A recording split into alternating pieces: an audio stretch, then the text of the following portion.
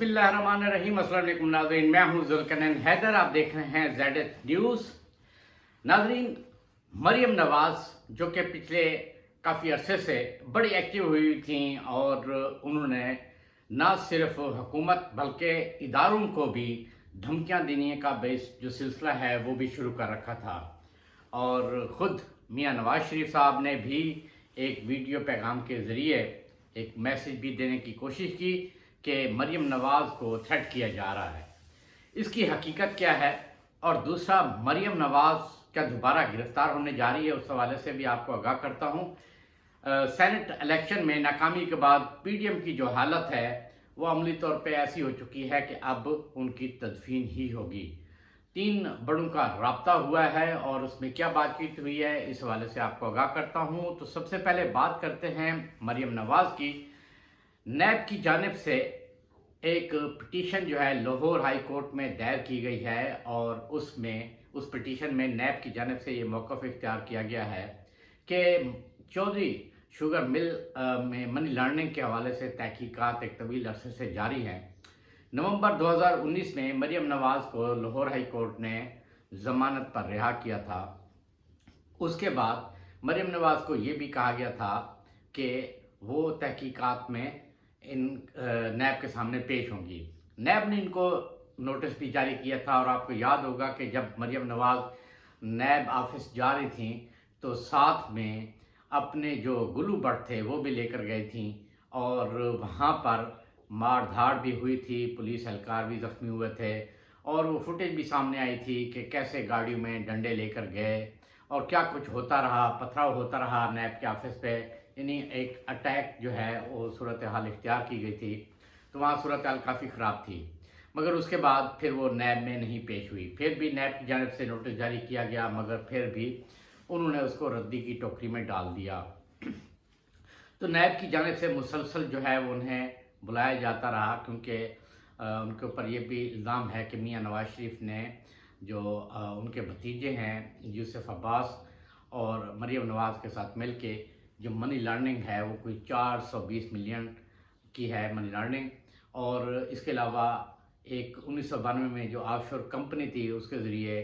1 crore something dollar का जो कर्जा है वो भी उन्होंने लिया था। तो उस हवाले से तहकीकात का जो सिलसिला है वो जारी है इस वक्त नैब लाहौर में। मगर क्योंकि ये पेश नहीं हो रही तो लाहौर हाई कोर्ट से अब नैब की जानिब से रब्ता किया गया है कि तफ्तीश में किसी किस्म का कोई ताउन नहीं किया जा रहा और बल्कि नैब को तनकीद का निशाना बनाया जाता है, नैब पे हमले किए जाते हैं, मगर तहकीकात में ताउन मरियम नवाज़ की जानिब से नहीं है। इस पर उन्होंने इस दरख्वास्त में ये भी कहा है कि लाहौर हाई कोर्ट से दरख्वास्त है कि फौरी तौर पर इस पटिशन पर जल्द अज जल्द समाअत करे ताकि इस केस को मज़ीद आगे बढ़ाया जाए। क्योंकि चेयरमैन नैब की जानिब से एक हफ्ता कबल ये हिदायत तमाम डीजी को दी गई थी कि जो मेगा करप्शन केसेस हैं, बड़े बड़े केसेस हैं, उस हवाले से फौरी तौर पे एक्शन लिया जाए और जो लोग ज़मानत पर रिहा हैं उनकी ज़मानत मनसूखी के हवाले से भी इक़दाम उठाया जाए और अदालतों में दरख्वास्तें दायर की जाए कि उनकी ज़मानत मनसूख करा के ताकि उनके ख़िलाफ़ मज़ीद एक्शन जो है वो शुरू किया जाए। तो अब लाहौर हाई कोर्ट ने नैब की जो पटिशन है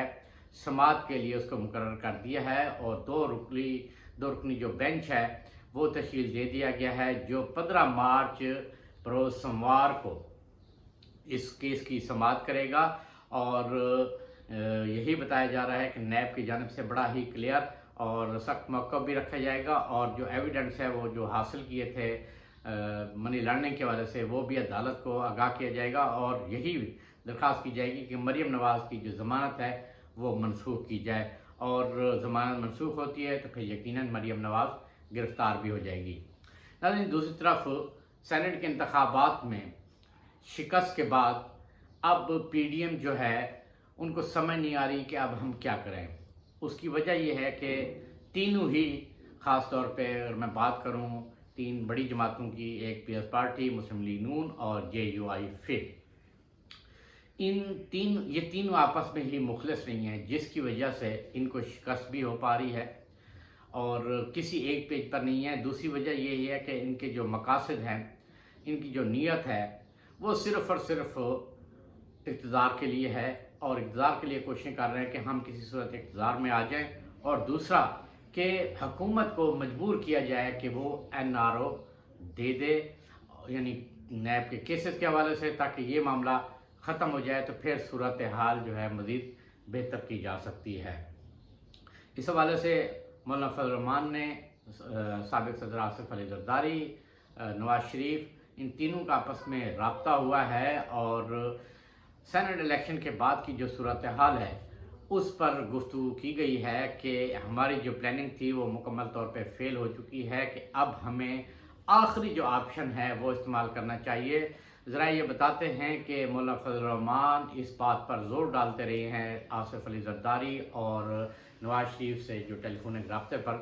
کہ اب ہمارے پاس آخری آپشن جو ہے وہ ہے کہ لانگ مارچ کیا جائے اور استعفے جو ہیں وہ اسمبلیوں سے دیے جائیں، اسمبلیوں سے ہم باہر آ جائیں، تاکہ ہمارے جو احتجاج کی شدت ہے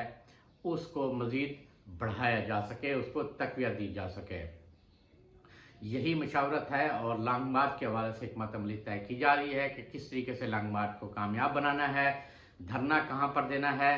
ابھی تک کی اطلاعات کے مطابق انہوں نے ایک سوچا ہوا ہے کہ پہلے ہم فیض آباد کے مقام پر پڑاؤ کریں گے، اور پھر اس کے بعد سوچیں گے کہ ہم نے پنڈی کی طرف رخ کرنی ہے یا پھر ڈی چوک کی طرف آنا ہے، یعنی پارلیمنٹ ہاؤس کے سامنے آنا ہے۔ اس حوالے سے ابھی تک ان کا